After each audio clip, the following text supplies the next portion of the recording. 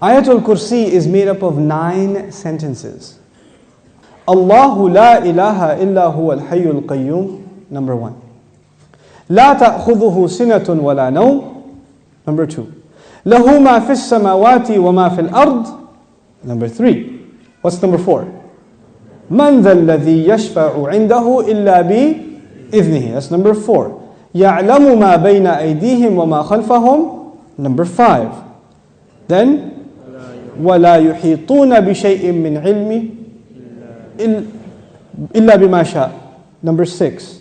Then وَسِعَ كُرْسِيُّهُ السَّمَاوَاتِ وَالْأَرْضِ, number 7. وَلَا يَؤُودُهُ حِفْظُهُمَا, number 8. وَهُوَ الْعَلِيُّ الْعَظِيمُ, number 9. 9 sentences. The first sentence is Allahu la ilaha illa huwa al-hayyul qayyum. It's a beautiful sentence which ends with 2 of Allah's names. What are those 2 names? Al-Hayy, Al-Qayyum, the living and the source of all establishment. Everything stands and exists and is maintained because of Allah. What's incredible is that the last sentence, sentence number 1, has something in common with sentence number 9, which is وَهُوَ الْعَلِيُّ الْعَظِيمُ. How many names of Allah in the last sentence? 2 names of Allah in the first sentence, 2 names of Allah in the last sentence. Okay. Before I go to the second sentence, let me tell you something about security. Security guards have a very hard job. But if you get a if you're in security, you have to sit in your booth. You have to stare at the CCTV for hours and hours. And does it move? It's the same picture. And you have to look at it for 12 hours, 8 hours. What tends to happen when you're guarding something? You tend to get sleepy. You tend to get tired. Allah Azza wa Jal says about Himself, لا تأخذه سنة ولا نوم.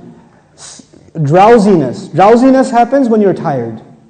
And of course, what happens after that? What's the next step? Naum. This is the second sentence. The second sentence is, these are things that creation has. Creation gets tired and it starts getting drowsy and eventually it falls to sleep. What was the second last sentence? وَلَا يَؤُودُهُ حِفْظُهُمَا.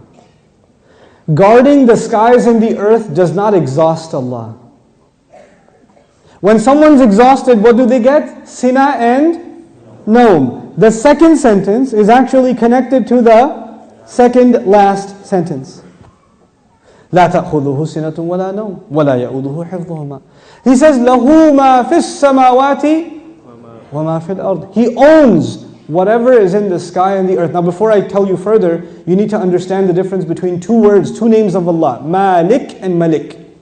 Malik is an owner. Malik is an owner. Malik, what is Malik? King. Is there a difference between a king and an owner? Yes. Ownership is about property. But kingdom is not about, you're not the king over a tree or the king over a piece of land. You're the king over the people who live in that land. Kingdom is about controlling people. Ownership is about controlling objects. There's a difference. Now Allah says, لَهُ مَا فِي السَّمَاوَاتِ وَمَا فِي الْأَرْضِ. He owns whatever is in the skies and the earth. What is the ayah about? Ownership. What's the third last sentence? وَسِعَ كُرْسِيُّهُ السَّمَاوَاتِ وَالْأَرْضِ. His throne extends to the skies and the earth. When Allah talks about His throne, He's talking about His kingdom. One dimension of control is ownership. The other dimension is kingdom. Both completing the picture. Allah is Malik and He is Malik. The Malik part of Allah's attribute, لَهُ مَا فِي السَّمَاوَاتِ وَمَا فِي الْأَرْضِ. Third sentence. The kingdom of Allah, وَسِعَ كُرْسِيُّهُ السَّمَاوَاتِ وَالْأَرْضِ. Okay. What's the fourth sentence?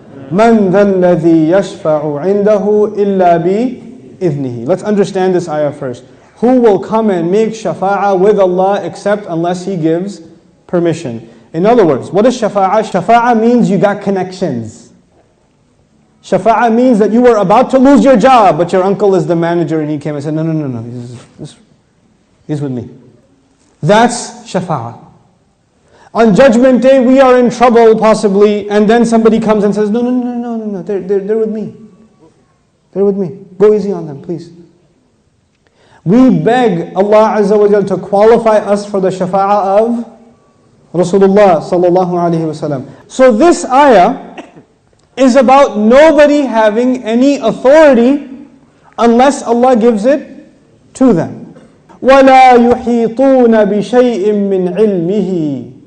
They know nothing, they can control, they encircle nothing of His knowledge.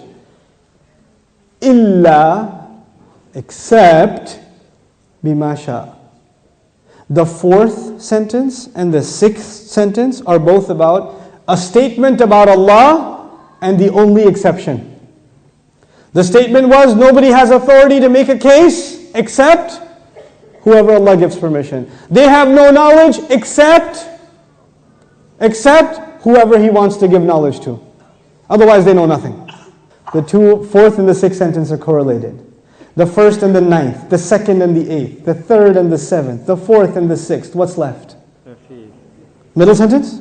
He says, يَعْلَمُ مَا بَيْنَ أَيْدِيهِمْ وَمَا خَلْفَهُمْ. Oh my God, He says He knows what is ahead of them and what is behind them.